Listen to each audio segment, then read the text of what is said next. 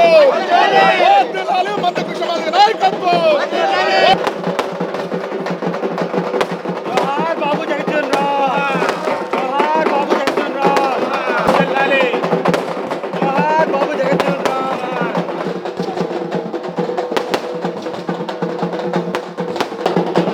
వర్ధిల్లాలి చంద్రబాబు గారి నాయకత్వం.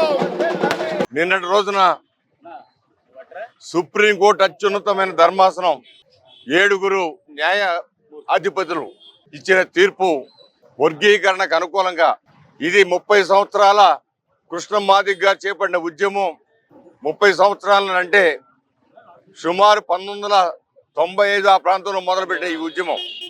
దీనిలో మేం గర్వపడేది, అందరూ కూడా గర్వపడేది, ఈ ఉద్యమానికి మొట్టమొదట సంఘీభావం తెలిపిన వ్యక్తి నారా చంద్రబాబు నాయుడు గారు. మొట్టమొదటి సంఘీభావం తెలిపిన వ్యక్తి.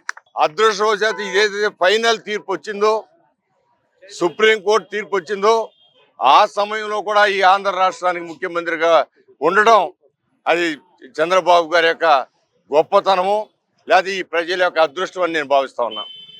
ఎందుకంటే ఈ యొక్క ఉద్యమంలో ప్రతిసారి సంఘీభావం తెలిపి ముందుకు తీసుకువెళ్తా ఉంటే మధ్యలో వచ్చిన ముఖ్యమంత్రులు కొందరు, రాజశేఖర రెడ్డి గారు పైకి ఒక మాట చెబుతూ లోన దీనికి వ్యతిరేకంగా పనిచేసే సందర్భం మనందరం కూడా గమనించుకోవాలి.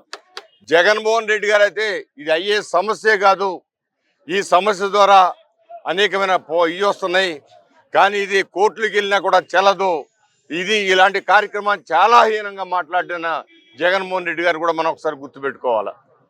ఈ రోజున ఏదైతే వర్గీకరణ ఉందో ఆ రోజున నారా చంద్రబాబు నాయుడు గారు రామచంద్రరావు కమిటీ వేసి ఆ కమిటీ ఇచ్చిన రిపోర్ట్ ప్రకారం ఆచరణలో కూడా తీసుకొచ్చిన ముఖ్యమంత్రి నారా చంద్రబాబు నాయుడు గారు. అందువల్ల ఇలాంటి సమయంలో అందరం కూడా ఒక పండగ వాతావరణంగా వాళ్ళకి మహనీయులు దీనికోసం ప్రయత్నించిన మహనీయులందరికీ పాలు పోసి మనకి గొప్ప రాజ్యాంగాన్ని ప్రసాదించి ప్రతి ఒక్క హక్కును కూడా కాపాడుకోవడానికి ఈ దారులు ఉన్నాయని చూపించిన అంబేద్కర్ గారితో మొదలుపెట్టి మరి పవన్ కళ్యాణ్ గారి దాకా కూడా, అదేవిధంగా కృష్ణ మాదిగ గారు అయితే ఆయన చేసిన శ్రమ, ఇన్ని సంవత్సరాల పోరాటం ఏ ఒక్కళ్ళు చేయలేరు, ఇంకోళ్ళు కాదేమో. ఎందుకంటే 1 సంవత్సరం చేస్తారు, లేదా 2 సంవత్సరాలు చేస్తారు, లేదా 5 సంవత్సరాలు చేస్తారు, బాగా చేస్తే 10 సంవత్సరాలు చేస్తారు. మరి 30 సంవత్సరాల పాటు దానికోసం ఆయన కృషి చేయడం అనేది ఆయన కూడా తప్పకుండా అభినందించక తప్పదు.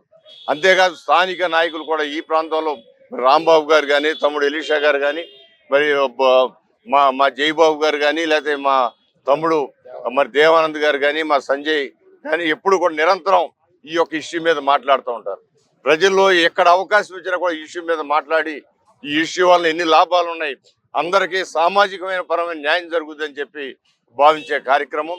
అందువల్ల మరొకసారి కృష్ణ మాదిగ గారికి అభినందనలు తెలియజేస్తున్నాను. నా అదృష్టం ఏంటంటే 95-96లో ఈ కార్యక్రమం మొదలైనప్పుడు నారా చంద్రబాబు నాయుడు గారు ముఖ్యమంత్రి ఉన్నారు. ఆ సమయంలో నేను శాసనసభ్యుడిగా ఉండటం కూడా జరిగింది. మరలా నా అదృష్టం ఈ రోజున ఫైనల్ తీర్పు వచ్చే సమయంలో నారా చంద్రబాబు నాయుడు గారు ముఖ్యమంత్రి ఉన్నారు, నేను మళ్ళా శాసనసభ్యుడిగా. అంటే 30 సంవత్సరాల తర్వాత కూడా ఇలాంటి ఒక మహత్తరమైన ఒక బంగారు పథకం మీద రాసుకుని ఈ యొక్క కార్యక్రమాన్ని మన స్వాతంత్రం వచ్చినప్పుడు మనం ఎంత ఆనందపడ్డామో దానితో కొద్దో గొప్ప దానితో సమానంగా ఇవాళ ఒక కమ్యూనిటీ కానివ్వండి, లేకపోతే ఎన్నాళ్ళ నుంచి అపరిష్కృతంగా ఉన్న ఒక సమస్య, జటిలమైన సమస్య, రకరకాల అపోహలకు కారణమవుతున్న సమస్య ఒక ఫైనల్ తీర్పు వచ్చినందుకు నేను ఆనందపడతా ఉన్నాను. ఈ ఆనందాన్ని ఈ విధంగా సెలబ్రేట్ చేసుకోవడం జరిగిందని తెలియజేస్తున్నాను.